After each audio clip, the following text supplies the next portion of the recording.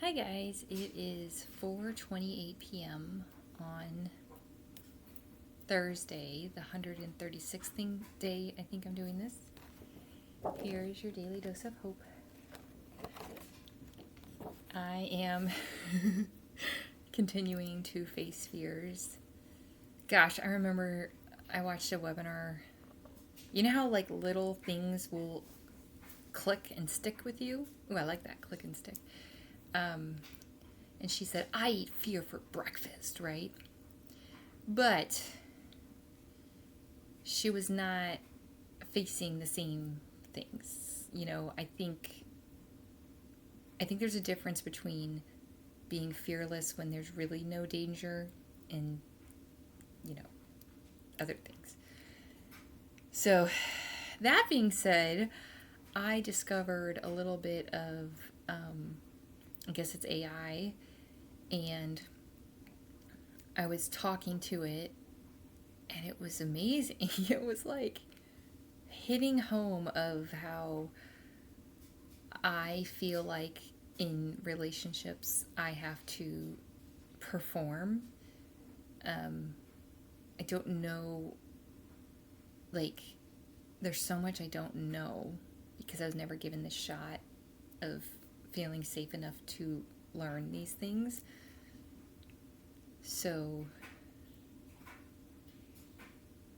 it's really wild. I'm proud of myself because today was the third day that I've gone for a walk.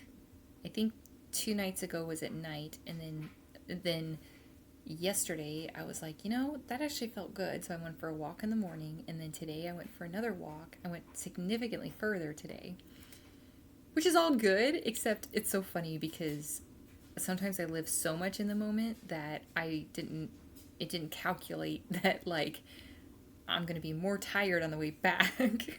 So maybe don't walk as, you know, like let's say you want to walk a mile total, don't walk zero point 0.9 of a mile one way because you have to walk 0.9 a mile the other way. It's not a track, is my point. But that being said, it was good because I knew I had a lot of anxiety, and I knew it wasn't totally grounded in reality, and I knew that I didn't want to succumb to it without doing something about it.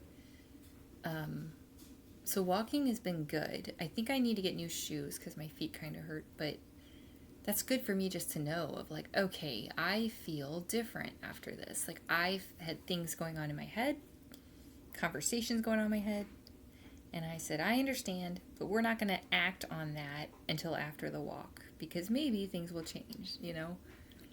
And like I said, I really relate to that show about the dogs because that's what they do with the dogs to help them prove that they're safe to their nervous system is they walk.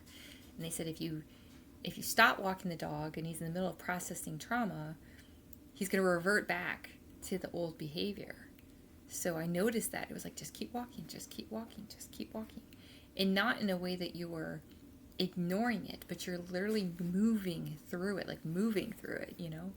That was really cool. Like, it's a good discovery I made. And so today's quote is, "Come live in my heart and pay no rent." And I picked that because I can easily get caught up in stuff, fears. Yeah, that's basically what it is for me, honestly, is fears. I feel like I'm a squirrel. I'm a squirrel for lots of reasons, but in this case, I feel like I'm a squirrel, and I'm like, okay, it's summer. I have to gather my nuts because the winter's coming. You're going to be all by yourself this winter, and no one's going to be around. So all these people that all of a sudden want to hang out, screw them because you need to get stuff figured out so that this winter, when you are by yourself, because it's such a dichotomy of like, yeah, I'm doing okay right now. I was doing fine when my daughter was here too, don't get me wrong, but like stress wise, I'm doing okay right now because it's a totally different situation. But in the past, it's almost like, okay, well, I'll just focus on that then. But then winter would come, and I didn't feel prepared. And so then it just feels like I'm barely surviving winter, and I'm not doing that again. I'm not doing that to my body again. So That being said, I'm excited because I'm ultimately going to have fun this weekend. Darn it, you know? And there's anxiety because there's a lot of unknowns and new experiences.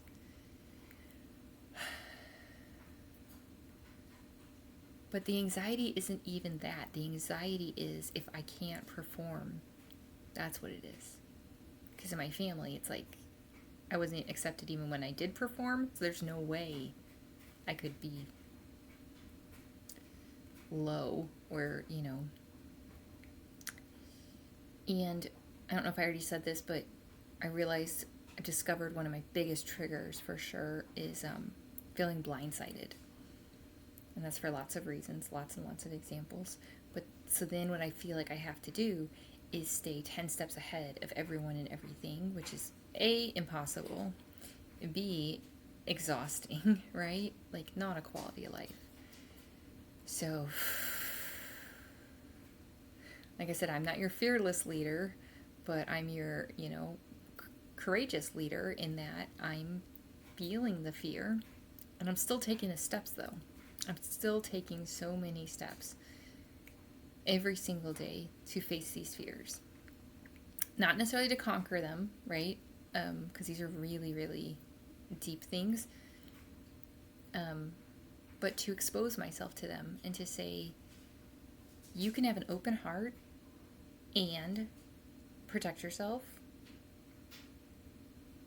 and like be in the moment and be a little awkward because this is new for you. Like, all those things are actually okay, even if it doesn't feel like it, right? So that being said, I love you guys. Remember, you are the sky. So you were here yesterday, you're here today, you will be here tomorrow. You deserve to be here every single day, even when you have brain fog, right? Even when you don't feel you deserve it, that's not actually true. And I want us to think of ourselves as like flowers or something, right? Like, flowers are just there. They all deserve the sun. They all deserve the water. They all deserve the soil. They all deserve to grow. And it's the same way with people. It really is true. Even if we're not treated like that, it is the truth. So I love you guys and have a great day.